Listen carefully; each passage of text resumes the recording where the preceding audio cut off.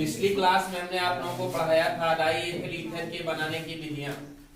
Die ethyl ether बनाने की विधि के बाद हमने बताया था डाई एथिल ईथर के फिजिकल प्रॉपर्टी, भौतिक गुण, physical property of die ethyl ether. आज हम आप लोगों को पढ़ाएंगे chemical property of die ethyl ether, मतलब कि डाई एथिल ईथर के रासायनिक गुण। क्या पढ़ाया जाना है आज? डाई एथिल ईथर के रासायनिक गुण पढ़ना है। डाई एथिल ईथर के रासायनिक गुण पढ़ना है, chemical properties of die ethyl ether. देखिए डाई एथिल ईथर की बात करते हैं तो डाई एथिल ईथर में क्या होता है? C2H5 bond O bond C2H5। ये एक अस्थायी यौगिक है, स्टेबल यौगिक है, एक प्रकार का अस्थायी यौगिक है, स्टेबल कंपाउंड है। स्टेबल कंपाउंड क्यों है? क्योंकि यहाँ पर ईथर बांड जो होता है, ईथर बांड मतलब कि C2H5 bond O bond C2H5, ये बांड मतलब की बात करते हैं हम CH3 bond CH2 bond O bond CH2 bond CH3। अगर ये बांड बात करते हैं, ये बांड और ये बांड बहुत ही अस्थायी होता है, स्टेबल होता है, आसानी से टूटता नहीं है। जब आसानी से टूटता नहीं है, जो कोई बांड आसानी से टूटेगा नहीं, तो इसका मतलब क्या हुआ कि आसानी से किसी के साथ अक्रिया नहीं करेगा।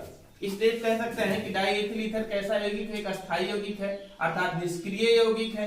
कैसा यौगिक है? निष्क्रिय कंपाउंड है, क्योंकि आसानी से अक्रिया नहीं करता है। जैसे सोडियम के साथ हुआ, पोटेशियम के साथ हुआ, पोटेशियम के साथ हुआ, या ऑक्सीकरण की प्रक्रिया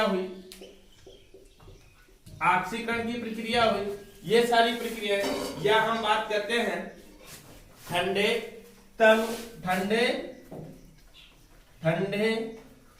तनु अम्लों द्वारा, या बात करते हैं हम ठंडे तनु क्षारों द्वारा, इन सब से आसानी से अभिक्रिया नहीं करता है। क्यों नहीं करता है? हमने बताया क्योंकि अस्थायी यौगिक है। अस्थायी यौगिक क्या है? नहीं करता है। अस्थायी यौगिक का मतलब क्या हुआ कि ईथरीय बांड जो होता है आसानी से टूटता नहीं है, किंतु कुछ यौगिकों के साथ यह क्रिया करता है जो बहुत अधिक सक्रिय यौगिक है। जैसे इसका दहन होगा, जलेगा, ये टूटता नहीं, क्योंकि यहाँ पर ये बांड बहुत ही स्ट्रांग होता है। कार्बन और ऑक्सीजन के बीच बना बांड क्या होता है? बहुत ही स्ट्रांग होता है, इथिल बांड बोला जाता है। ये बांड बहुत स्ट्रांग होने के कारण आसानी से टूटता नहीं है ना। और जब आसानी से नहीं टूटता है तो किसी के साथ में क्रिया नहीं करता है। तो लिखिए डाई एथिल ईथर एक अस्थायी यौगिक है,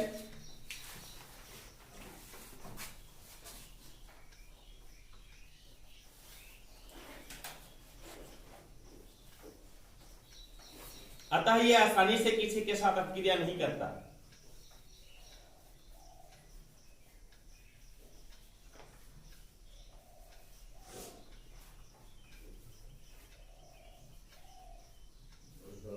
अतः यह आसानी से किसी के साथ अपक्रिया नहीं करता।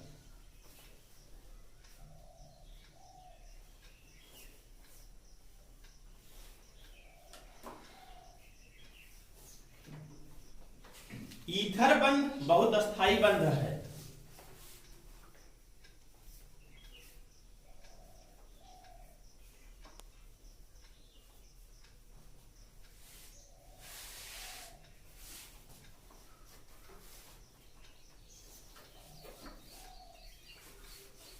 ईथर सक्रिय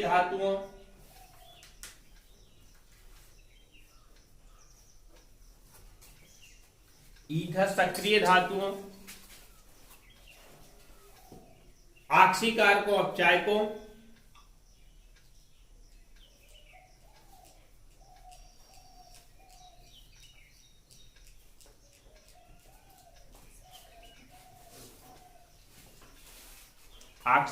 व अपचायकों, ठंडे तनु अम्लों व क्षारों,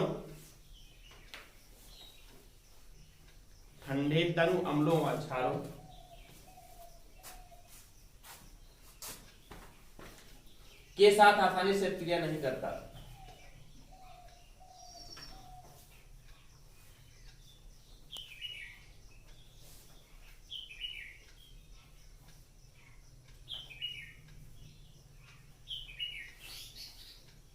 इसकी कुछ अपक्रियाएं निम्न है, इसकी कुछ अपक्रिया निम्न है। हाँ, ठंडे तन और ठंडे, इसको नहीं लिखा है क्या? मतलब कि उसको गर्म ना करें, ठंडे में ही रखें, और तन का मतलब क्या हो, उसकी कंसंट्रेशन क्या हो, कम हो। एक्वस सोल्यूशन जो बनेगा, एसिड का एक्वस सोल्यूशन जो बनेगा, उस एसिड के एक्वस सोल्यूशन में एसिड की सांद्रता क्या हो, कम हो, है ना, उसे तन बोला जाए, डाइल्यूट बोला जाता है, डाइल्यूट। हाँ, इसी कुछ अपक्रिया में पहले पढ़ना है आपको दहन, दहन पढ़ना है। दहन का मतलब क्या होता है, कंज्यूमिंग, जलना। जलता कैसे है ये हमने पहले ही बता दिया है कि ये तो पहली बात तो हमने बताया कि वाष्पशील है, बताया था हमने फिजिकल प्रॉपर्टी में, डायइथिल ईथर बहुत ही वाष्पशील है। और उसी समय हमने ये भी बताया था कि ऑक्सीजन के साथ मिला करके जब इसको जलाते हैं हम, तो बहुत ही विस्फोट के साथ जलता है, ज्वलनशील है, बहुत अत्यधिक ज्वलनशील है, इतना अधिक ज्वलनशील है, इतना अधिक ज्वलनशील है कि तुरंत ही विस्फोट के साथ क्या होने लगता है, जलने लगता है। ऑक्सीजन के साथ मिलाकर के जलाते हैं। तो देखिए डायइथिल ईथर को हम इस तरीके से लिख सकते हैं, ऐसे देखिए C2H5 बांडो बांड C2H5, ये ऑक्सीजन की उपस्थिति में 6O2 के द्वारा ऑक्सीजन की उपस्थिति में क्या करने लगता है, जलने लगता है। तो बना लेगा कितना, 2 2 4 ना 4CO2 और प्लस क्या बन जाएगा आपका 5 5 10 5H2O। और आपको पता होना चाहिए कि जब कोई भी पदार्थ जलता है तो बनाता क्या है आपका, कार्बन डाइऑक्साइड और जल। ध्यान दीजिएगा क्यों ऐसा हो रहा है, क्योंकि डायइथिल ईथर कैसी गैस है, एक प्रकार की, किस प्रकार का है, किस प्रकार का द्रव है, किस प्रकार का द्रव, वाष्पशील द्रव है और ज्वलनशील है। ज्वलनशील का मतलब बहुत तेजी से जलता है, और ऑक्सीजन के साथ मिला देते हैं और मिलाने के बाद जलाते हैं तो विस्फोट मिश्रण के साथ, विस्फोटक के साथ जलता है, मतलब कि बहुत तेजी से जलता है। तो हो गया ये, हो गया ये। अगला लिखे ऑक्सोनियम लवण बनना, दूसरा ऑक्सोनियम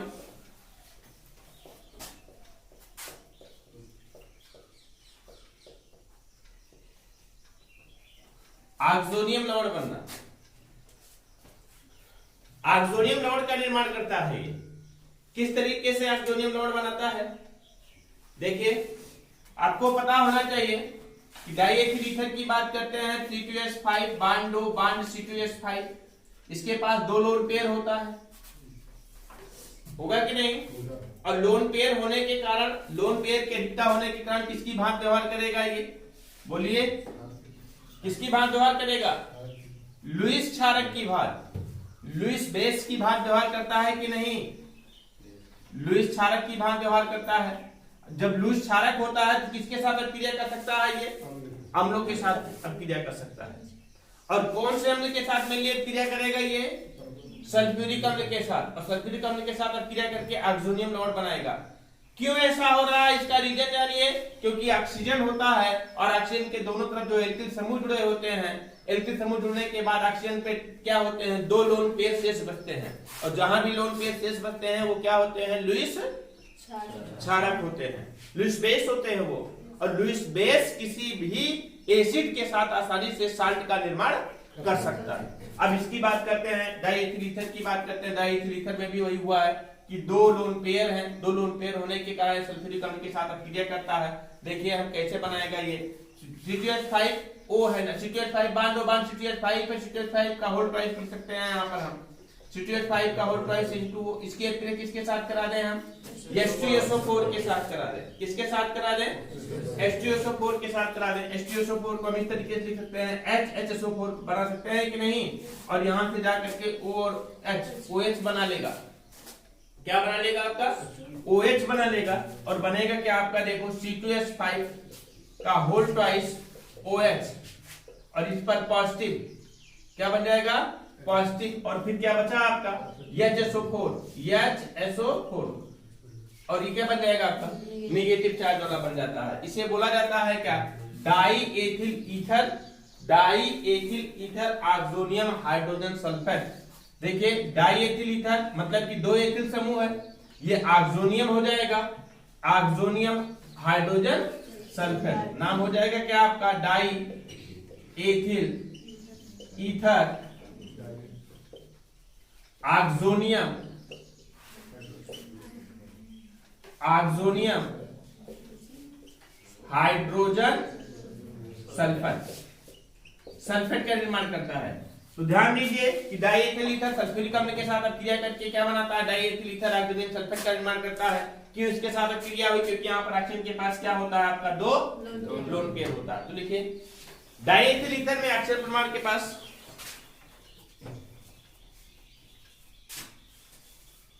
डाईएथिल ईथर में ऑक्सीजन परमाणु के पास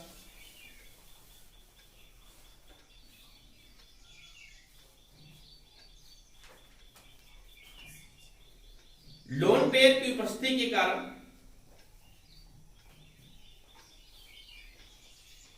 लोन पेयर की उपस्थिति के कारण ये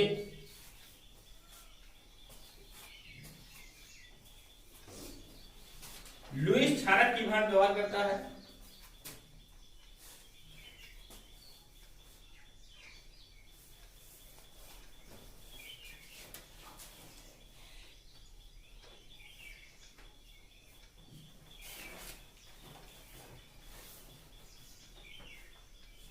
तथा अम्लों के साथ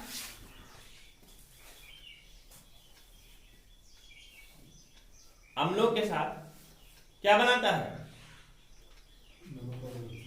ऑक्सोनियम लवण बनाता है। अम्लों के साथ ऑक्सोनियम लवण बनाता है।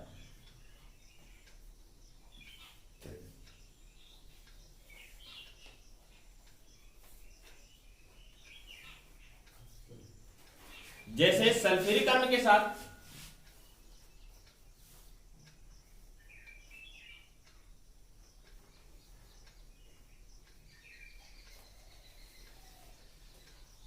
सल्फ्यूरिक अम्ल के साथ diethyl ether oxonium hydrogen sulphate का निर्माण करता है।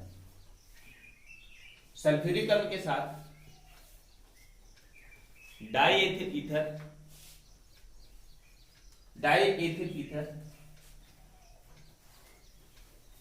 ऑक्सोनियम हाइड्रोजन सल्फेट बनाता है।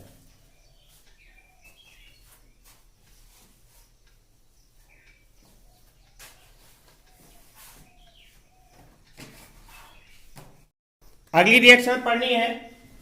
अगली रिएक्शन पढ़नी है आपको डाईएथिल ईथर का जल अपघटन। थर्ड नंबर होगा जल अपघटन, हाइड्रोलाइसिस। आपको मैंने पहले ही बता दिया है कि डाईएथिल ईथर कैसा यौगिक है? अस्थायी यौगिक है, स्टेबल कंपाउंड है। और स्टेबल कंपाउंड होने के नाते ये आसानी से किसी के साथ हाइड्रोलाइसिस नहीं करता, जल अपघटित नहीं होता, आसानी से जल अपघटित नहीं होता। लेकिन अगर इसमें हम H2SO4 मिला दें, उच्च दाब और उच्च ताप रखें, H2SO4 के साथ मिला करके, मतलब H2SO4 की उपस्थिति में कह सकते हैं कि H2SO4 की उपस्थिति में उच्च दाब और उच्च ताप पर इसका अपघटन कराते हैं तो आसानी से थोड़ा सा यह अपघटित हो जाता। आइए देखते हैं कि इसके जल अपघटन की क्रिया किस तरीके से होती है। वैसे तो समान रूप से अपघटित नहीं होगा, ये जल अपघटित समान रूप से नहीं होगा। उसका रीजन क्या है? क्योंकि स्टेबल कंपाउंड। स्टेबल कंपाउंड क्यों है? क्योंकि इथर बांड होता है, इथर बांड बहुत ही स्ट्रांग होता है, बहुत स्ट्रांग होने के कारण आसानी से टूटता नहीं। जब किसी के साथ, जब टूटता नहीं तो किसी के साथ क्रिया करता नहीं, है ना। लेकिन कंडीशंस ऐसा कुछ अप्लाई कर देंगे इस पर, कुछ ऐसी कंडीशन इस पर लगा देंगे कि आसानी से जल अपघटित हो जाए। तो कंडीशंस क्या लगाते हैं? H2SO4 लगा देते हैं, इन प्रेजेंस H2SO4 और हाई टेम्परेचर, हाई प्रेशर के साथ इसका हाइड्रोलाइसिस करा देते हैं। तो क्या होता है? C2H5 बांड दो, बांड C2H5, ये क्या है आपका? डाईएथिल ईथर है। इसका हाइड्रोलाइसिस करा देते हैं। वैसे समान तो होता नहीं, हाइड्रोलाइसिस SOH मतलब कि H2O, HOH मतलब H2O, किसकी उपस्थिति में? H2SO4 की उपस्थिति में। क्या क्या लगेगा यहाँ पर? उच्च दाब और उच्च ताप। उच्च दाब और उच्च ताप का मतलब क्या हुआ? हाई प्रेशर और हाई टेम्परेचर यहां पर लगा देंगे तो क्या बन जाएगा आपका? देखो C2H5OH और फिर क्या बन जाएगा? C2H5OH। मतलब कि जिससे ये बना था, अगर आपको याद हो तो बना भी तो इसी से था, बना भी तो इसी से था, जिससे ये बना था उसी में। मतलब कि क्या 2C2H5OH का निर्माण कर लेता है। इसे कहते क्या है हम, एथिल अल्कोहल। क्या कहते हैं हम इसे, एथिल अल्कोहल कहा जाता है। समझ आए ना। और इसी से तो बना था ये, इसी से बना था कि नहीं, कैसे बना था, अगर आपको यदि आपको ध्यान हो, C2H5 bond OH plus OH C2H5 बना था इसी से ना, H2O निकल गया था और प्राप्त हुआ था क्या, C2H5O बांड C2H5, यही तो प्राप्त हुआ था। C2H5 bond O bond C2H5 और प्लस क्या निकला था आपका, H2O। ये क्या था, एक एथिल अल्कोहल का एक अणु, एथिल अल्कोहल का एक अणु, C2H5OH C2H5OH है ना, इसी से तो बना था, इसी से तो बना था। अर्थात ये पुनः किसमें, एथिल अल्कोहल में अपघटित हो जाता है। लेकिन कंडीशंस क्या होनी चाहिए, H2SO4 की प्रेजेंस होनी चाहिए और क्या, हाई प्रेशर और हाई टेम्परेचर। देखिए डायएथिल ईथर आसानी से अपघटित नहीं होता।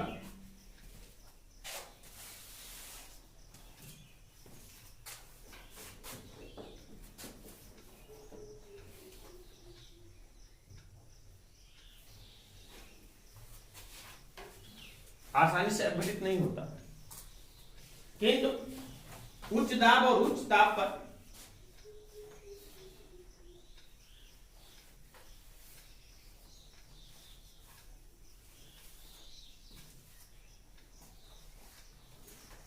सल्फ्यूरिक अम्ल की उपस्थिति में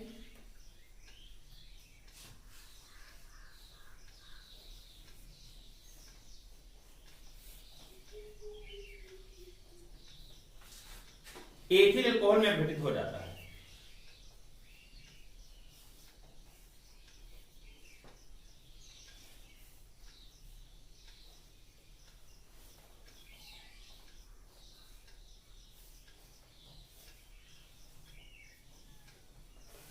नोट कर लीजिए, नोट करिए इसको। अगला देखिए, अगला पढ़ना है आप लोगों को सांद्र सल्फ्यूरिक अम्ल के साथ अभिक्रिया। 4 नंबर देखिए, सांद्र सल्फ्यूरिक अम्ल के साथ अभिक्रिया।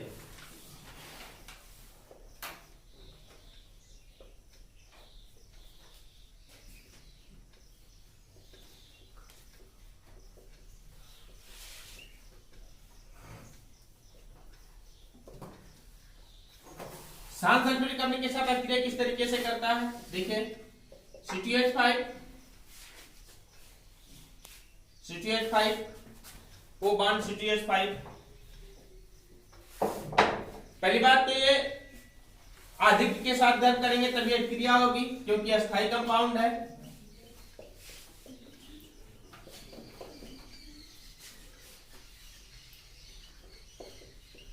H2SO4 के 2 अणु लगेंगे यहां पर, अधिक लगा रहे हैं, अधिक का मतलब कि अधिक मात्रा होगी इसकी।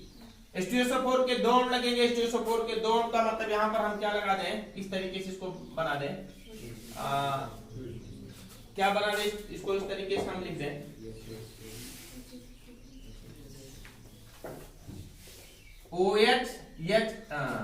HSO4 और यहां पर क्या बना दें HSO4, ये है ना। और तब यहां से बन क्या जाएगा, H2O बन जाएगा। समझ में आ रही रिएक्शन। और बनेगा क्या आपका C2H5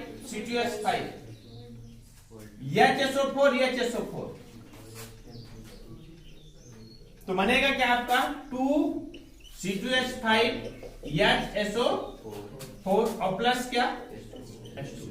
इस रिएक्शन को साइड रूप में जनरली इस तरीके से लिख दिया जाता है, क्या, C2H5 का होल ट्वाइस इंटू O है ना, और प्लस क्या 2H2SO4 गिव्स आउट, बनाएगा क्या आपका 2C2H5 HSO4 और प्लस क्या H2O। और इसी को हमने तोड़ के दिखाया। मतलब कि डाइएथिल ईथर सल्फ्यूरिक अम्ल के 2 मॉलिक्यूल्स के साथ क्रिया करते हैं, तो डाइएथिल ईथर का ऑक्सीजन सल्फ्यूरिक अम्ल से एक हाइड्रोजन यहां से बना लेगा क्या आपका H2O और फिर बन जाएगा क्या C2H5 के दे 2 HSO4 के 2 मतलब कि C2H5 HSO4 मतलब 2 C2H5 HSO4 का निर्माण होता है। इसे बोलते क्या है हम ethyl hydrogen sulphate. Ethyl hydrogen sulphate का निर्माण होता है। तो लिखिए सल्फ्यूरिक अम्ल के आधिक्य में शांत सल्फ्यूरिक अम्ल के आधिक्य में शांत सल्फ्यूरिक अम्ल के आधिक्य में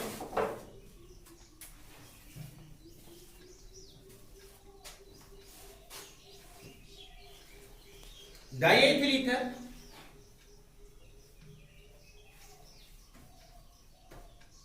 अब क्रिया करके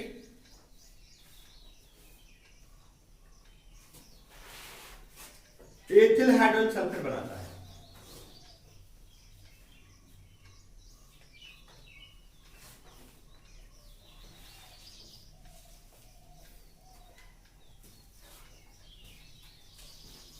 एथिल हाइड्रोजन सल्फेट बनाता है। नोट कर लीजिए,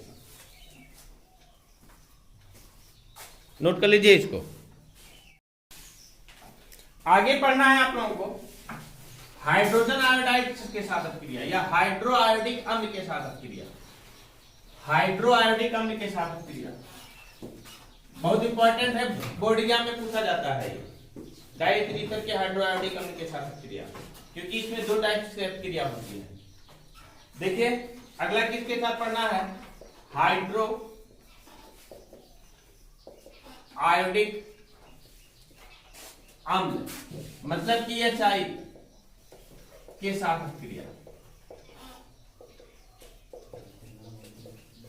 हाइड्रोआयोडिक अम्ल के साथ अपक्रिया दो दशाओं में होती है, दो कंडीशंस लगते हैं इसके पास। पहली कंडीशन ये होती है इन कोल्ड। इन कोल्ड का मतलब क्या, ठंडे में। अपक्रिया गर्म ना करे, ठंडे में ही कराई जाए। अपक्रिया जब ठंडे में कराई जाती है तो बड़ी आसान से अपक्रिया होती है। देखिए डाइएथिल ईथर होता है C2H5 बांड C2H5, इसकी अपक्रिया HI के साथ करा दिया जाता है, हाइड्रोजन आयोडाइड के साथ करा दिया जाता है। तो बन जाएगा क्या आपका C2H5OH और C2H5I। क्या क्या बना, एथिल एल्कोहल और एथिल आयोडाइड, मतलब बनेगा क्या आपका C2H5OH और प्लस क्या C2H5I। ये दो किसमें हुआ है, अच्छा ये क्या एथिल एल्कोहल है, एथिल आयोडाइड है, ये इन ठंडे में। लेकिन इन मतलब कि क्या करें, इसको हम गर्म कर दें। गर्म करने पर किस तरीके से अपक्रिया होती है, गर्म करने पर जब गर्म करते हैं तो अपक्रिया तो सेम ऐसे ही होती है। पहली अपक्रिया तो ऐसे ही होती है, कैसे C2H5 bond C2H5 plus HI hydrogen iodide के साथ अपक्रिया करता है, तो यहाँ पे बना देगा क्या C2H5OH C2H5I बनेगा क्या आपका यहाँ से C2H5OH और प्लस क्या बनेगा C2H5I। यही प्राप्त हुआ C2H5OH, जो प्राप्त हुआ C2H5OH ये पुनः हाइड्रोजन आयोडाइड के साथ अपक्रिया कर लेता है, HI के साथ अपक्रिया कर लेता है, पुनः हाइड्रोजन आयोडाइड के साथ अपक्रिया कर लेता है। यही जो प्राप्त हुआ है क्या आपका C2H5OH पुनः HI के साथ अपक्रिया कर लेता है। तो बनाइए यहाँ पे क्या बनेगा H2O और फिर निकल जाएगा क्या आपका C2H5I बन जाएगा क्या आपका C2H5I और प्लस क्या H2O। ये दोनों रिएक्शन को यदि हम ऐड कर दें बेटा, जोड़ लें दोनों रिएक्शनों को, दोनों अपक्रियाओं को जोड़ लें तो क्या होता है, यहाँ से C2H5OH कैंसिल हो जाएगा और ये बनेगा क्या बचा है आपका C2H5 बांड C2H5। इधर साइड देखें तो यही तो बचा है और फिर क्या HI की कितने 2HI, ये साउंड बनेगा क्या आपके यहाँ से C2H5I मतलब कि 2 C2H5I और प्लस क्या निकल जाता है H2O बन जाता है। दोनों कंडीशंस दोनों दफाओं में दिखाई गई आप लोगों को कि मतलब क्या, यदि इन कोल्ड में अपक्रिया कराते हैं, इन कोल्ड मतलब ठंडे में अपक्रिया कराते हैं तो एथिल अल्कोहल और एथिल आयोडाइड बनता है, जबकि गर्म करने पर अपक्रिया कराते हैं सिर्फ क्या बनता है आपका एथिल आयोडाइड, सिर्फ एथिल आयोडाइड बनता है। ठीक है, ये रिएक्शन इंपॉर्टेंट है, अक्सर पूछा गया है कि हाइड्रो आयोडिक अम्ल की अपक्रिया, हाइड्रो आयोडिक अम्ल की अपक्रिया किसके साथ करा दें हम, किसके साथ? डाई एथिल ईथर के साथ कराने पर क्या होता है? सबसे पहले लिखेंगे ठंडे में, फिर लिखेंगे गर्म में, या लिखेंगे कि डाई एथिल ईथर को हाइड्रोआयोडिक अम्ल के साथ गर्म करने पर कौन सी क्रिया होती है। अच्छा, एक चीज और यहीं पर आप लोग विशेष तौर पे ध्यान रखिएगा, HI जो लिखा है यहाँ पर हम HBr कर सकते हैं कि नहीं कर सकते हैं? जब HBr कर देंगे, हाइड्रोजन ब्रोमाइड कर देंगे, तो कंफ्यूज जरा सा भी मत होइएगा कि सर ने बताया नहीं कैसे क्या करें, हम ये हो नहीं पा रहा हमसे। HI और HBr में अंतर क्या है? कोई अंतर नहीं। जहां पर हाइड्रोजन है, जहां पर आयोडीन है, वहीं पर क्या लगा दो? ब्रोमीन लगा दो। अब बनेगा क्या आपका? एथिल ब्रोमाइड बनेगा, और फिर यहां पर क्या बन जाएगा आपका? एथिल ब्रोमाइड के 2 मॉलिक्यूल। समझ गए कि नहीं? समझ गए रिएक्शन ना? तो रिएक्शन को नोट कर लीजिए इसको।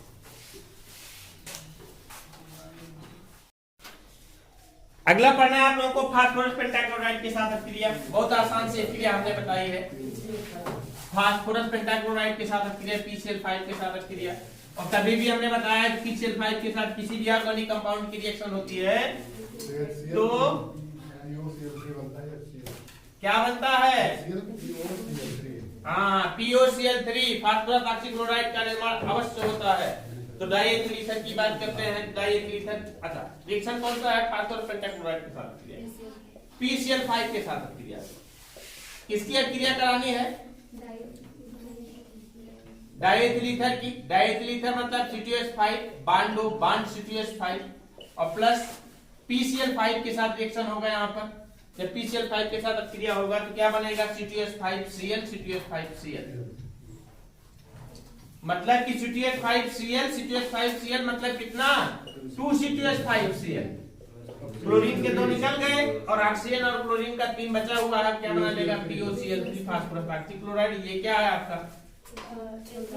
Ethyl chloride. हमने बताया था PCl5 के साथ कभी भी अभिक्रिया होती है तो फास्फोरस ऑक्सीक्लोराइड मतलब फास्फोरिल क्लोराइड इसको कहा जाता है। फास्फोरिल क्लोराइड भी इसे कहते हैं। POCl3 का निर्माण अवश्य होता है। ये PCl5 के साथ अभिक्रिया। कल हम आप लोगों को बताएंगे क्लोरीन या ब्रोमीन के साथ अभिक्रिया किसकी? डाईएथिल ईथर की। आगे बताया जाएगा कल।